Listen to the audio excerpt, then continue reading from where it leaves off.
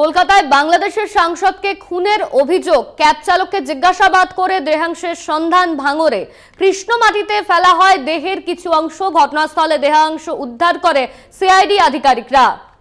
ইতিমধ্যেই ঘটনাস্থল থেকে দেহাংশ উদ্ধার করেছে সিআইডি আধিকারিকরা। ক্যাব চালককে গ্রেপ্তার করা হয়েছে, তাকে জিজ্ঞাসাবাদ করা হয়েছে।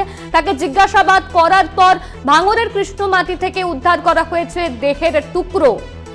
কলকাতায় বাংলাদেশের সাংসদকে খুনের অভিযোগ, ক্যাব চালককে জিজ্ঞাসাবাদ করে দেহাংশের সন্ধান মিলেছে। ভাঙড়ের কৃষ্ণমাটিতে ফেলা হয় দেহের কিছু অংশ। ধৃতের নাম জিহাদ হাওলাদার।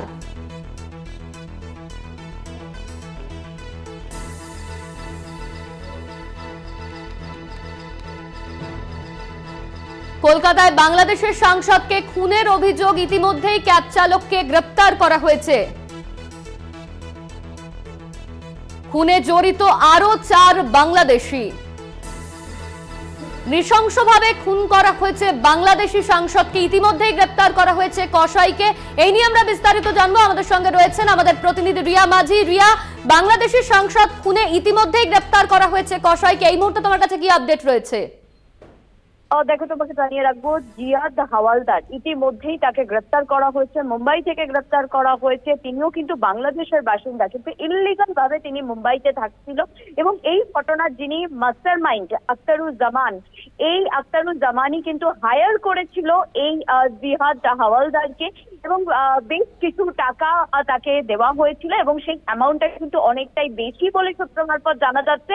এবং রীতিমতো বলা চলে যে সুপারি কিলমেট দেওয়া হয়েছিল। এবং এই জিহাদ হাওলাদার এই বাংলাদেশের এমপি তাকে খুন করেছে। প্রথমে শ্বাস রোধ করে খুন করেছে, এবং তারপরে তাকে তার দেহ থেকে ছাল ছাড়িয়ে নেওয়া হয়েছে আইডেন্টিফাই লুটপাট করার জন্য, তাকে যাতে কেউ আইডেন্টিফাই না করতে পারে সেই কারণের জন্য। এবং তারপরে তার দেহ অংশ টুকরো টুকরো করে কাটা হয়েছে, মাংস থেকে হাড় আলাদা করা হয়েছে, এবং তাকে প্লাস্টিকে পুড়ে দফায় দফায় গিয়ে শহরের বিভিন্ন জায়গায় তার দেহ অংশ ফেলা হয়েছে বলে এমনটাই কিন্তু এই জিহাদ সে পুলিশি জেরায় স্বীকার করেছে। ইতিমধ্যেই তাকে মুম্বাই থেকে গতকালকে গ্রেপ্তার করা হয়েছে। ট্রানজিট রিমান্ডে তাকে আনা হচ্ছে। আজকেই বারাসাত কোর্টে তোলা হবে এবং নিজেদের রিমান্ড নেওয়া হবে। তবে যেটা তোমাকে জানিয়ে রাখবো যে এই যে জিহাদ, তার যে বক্তব্য বা তার যে বয়ান, সেই বয়ানের ভিত্তিতে গতকাল রাত থেকে ভাঙড়ের বিভিন্ন জায়গাতে কিন্তু সিআইডি এই তল্লাশি অভিযান চালাচ্ছে যে দেহ অংশ পাওয়া যায় কিনা, কিন্তু এখনো অবধি সেই দেহ অংশ মেলেনি। সেই কারণের জন্য প্রধান যে তাদের কাজ, যে দেহ আগে উদ্ধার করা, সেই কাজ প্রথমে করবে এই জিহাদকে নিজেদের হেফাজতে নিয়ে। এবং তারপর যে মাস্টার মাইন্ড এই আমরুজ্জামান এবং তার যে গার্লফ্রেন্ড, এই দুজনকে কিন্তু ট্রেস করার চেষ্টা করা হচ্ছে ইতিমধ্যেই, কারণ মাস্টার মাইন্ড তারা পুরোটাই তাদের পরিকল্পনায় পুরো বিষয়টা হয়েছে।